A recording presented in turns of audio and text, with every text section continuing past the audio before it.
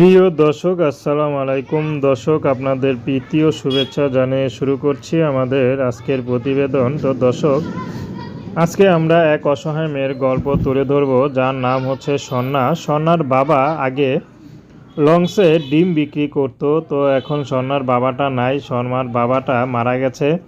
তো স্বর্ণার মা এখন সে ডিম বিক্রি করে, লঞ্চে বিক্রি করে যা পায় তা দিয়ে সংসার চলে।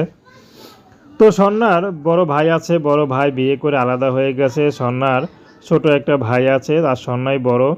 স্বর্ণার বিয়ের বয়স হয়েছে, কিন্তু অভাবে সংসারে স্বর্ণাকে বিয়ে শাদী দিতে পারছে না। কারণ স্বর্ণার মা ডিম বিক্রি করে যা পায় তা দিয়ে কোনো মতে পেটটা বাঁচিয়ে রাখে, কিন্তু বিয়ে শাদী যে দিবে মেয়েকে সে অবস্থা নাই। অনেকে বলে রেখেছে, কিন্তু কেউ আগায় না, কারণ জানে কিছু দিতে পারবে না। আর আজকাল যুগটাই এমন, টাকা ছাড়া কেউ বিয়ে করতে চায় না।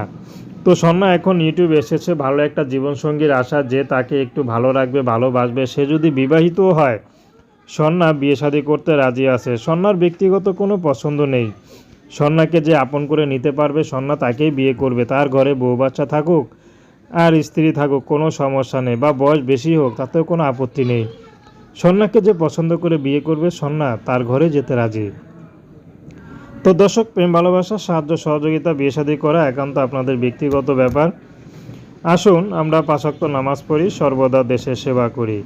আর স্বর্ণার সাথে যোগাযোগ করতে চাইলে স্ক্রিনে নাম্বার দেওয়া আছে, ওই নাম্বারে ফোন দিলেই যোগাযোগ করতে পারবেন।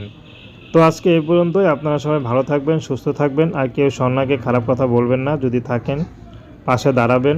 না পারলে ফোন দিয়ে ডিস্টার্ব করা দরকার নাই, কারণ সবার ঘরেই মা বোন আছে।